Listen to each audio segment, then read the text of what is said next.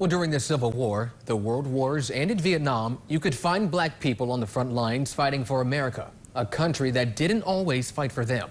Black people were serving during times where they weren't legally allowed to eat in the same restaurants or attend school with their white counterparts. Tonight, we're taking a look at war through the eyes of black veterans.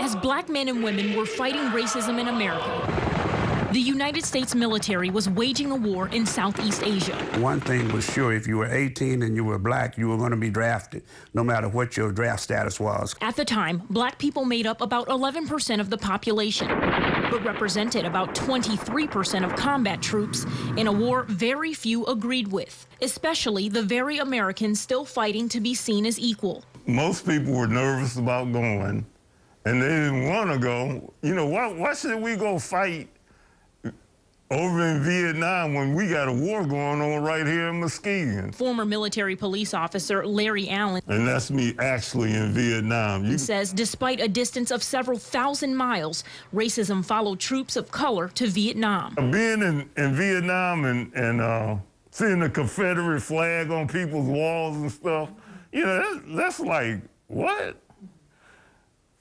That's just how it was. The Vietnam War marked the first American war where its military was fully integrated, but black troops say their race was still a divider. They say they were disciplined at higher rates, passed over for promotions, and more likely to do the more dangerous jobs. The mistreatment forced black troops to form organizations and stage protests while serving abroad. The treatment that we were receiving as military personnel, as GIs, and in a war zone, was even worse from our superiors than it was when we were in the States. I mean, it was just night and day from how bad the treatment got. And the consolation to that was that we have to get closer together. We got to stick together. Air Force veteran William Anderson says when black troops returned back to the States, they had two targets on their backs. One as Vietnam veterans, another as black men in America. I went over there and fought for my country, but I have to come back here and fight for my life. And I have to do it every day, and I have to do it as long as I'm black and as long as I'm alive. Anderson says they carry that weight daily while also dealing with the trauma of war. I get kind of messed up right now thinking about that stuff because it was so crazy, I'm telling you. It was crazy when I think about it. But by the help of God, He protected me and got me through all this craziness.